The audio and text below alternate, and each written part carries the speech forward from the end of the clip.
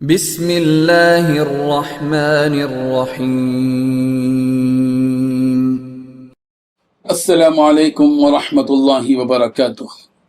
الحمد لبدیہ والصلاة لنبیہ محمد وآلہ وصحبہ اجمعین، اما بعد۔ حاضرین و ناظرین، یہ درس قرآن نمبر 175 ہے اور آج سورۃ البقرہ کی صرف ایک آیت کی تلاوت اور تشریح کی جائے گی، آیت نمبر 222۔ اعوذ باللہ من الشیطان الرجیم، بسم اللہ الرحمن الرحیم۔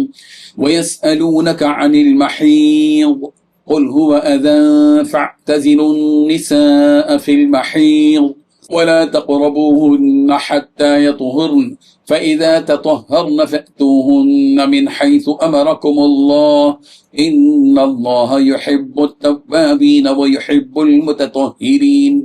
صدق اللہ العظیم۔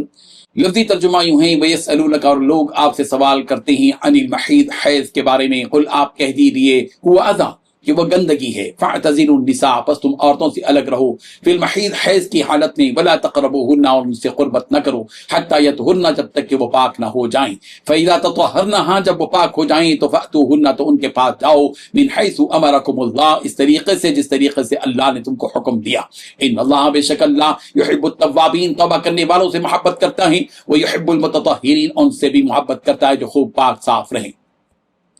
ترجمہ یوں ہے، اور لوگ آپ سے حیض کے بارے میں پوچھتے ہیں، آپ کہہ دیجئے کہ وہ گندگی ہے، لہذا حیض کی حالت میں عورتوں سے الگ رہو، اور جب تک وہ پاک نہ ہو جائیں ان سے قربت یعنی جماع نہ کرو، ہاں جب وہ پاک ہو جائیں تو ان کے پاس اسی طریقے سے جاؤ جس طرح اللہ نے تمہیں حکم دیا ہے، بے شک اللہ تعالیٰ ان لوگوں سے محبت کرتا ہے جو اس کی طرف کثرت سے رجوع کریں، اور اسے محبت کرتا ہے جو خوب پاک صاف رہیں۔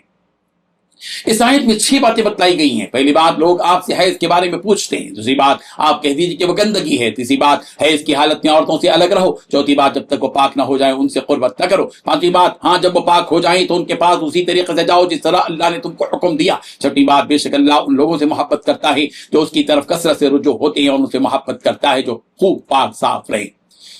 بزرگان محترم، اس آیت میں اللہ تعالیٰ نے حیض سے متعلق احکام بتلائے ہیں۔ حضرت انس بن مالک رضی اللہ عنہ نے بیان فرمایا ہے کہ یہودیوں کا یہ طریقہ تھا کہ جب عورت کو حیض آ جاتا تھا تو اس کے ساتھ نہ تو کھاتے پیتے تھے اور نہ گھروں میں اس کے ساتھ رہتے سہتے تھے۔ حضرات صحابہ کرام رضی اللہ عنہم نے رسول رحمت صلی اللہ علیہ وسلم سے اس سلسلے میں دریافت کیا کہ حیض کے دنوں میں ہمیں کیا طریقہ کار اختیار کرنا چاہیے۔ اس پر یہ آیت نازل ہوئی کہ وَيَسْأَلُونَكَ عَنِ الْمَحِيضِ، لوگ آپ سے حیض کے بارے میں سوال کرتے ہیں۔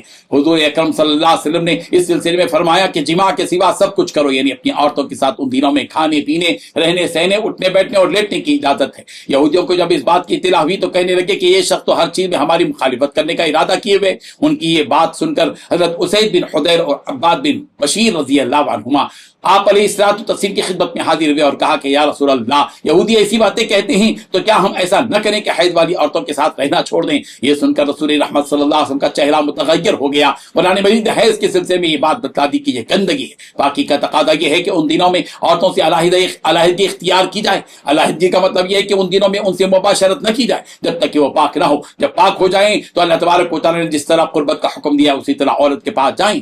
بنیادی بات یہ ہے کہ اللہ تعالیٰ توبہ کرنے والوں کو اور خوب پاک صاف رہنے والوں کو بےحد پسند فرماتے ہیں۔ یہ بات ذہن میں رکھی جائے کہ بہت سی باطل قوموں نے عورت پر اس معاملے میں ظلم کیا ہے۔ حیض کے دنوں میں عورت کو بے گھر کر دینا، جانوروں جیسا ان کے ساتھ سلوک کرنا۔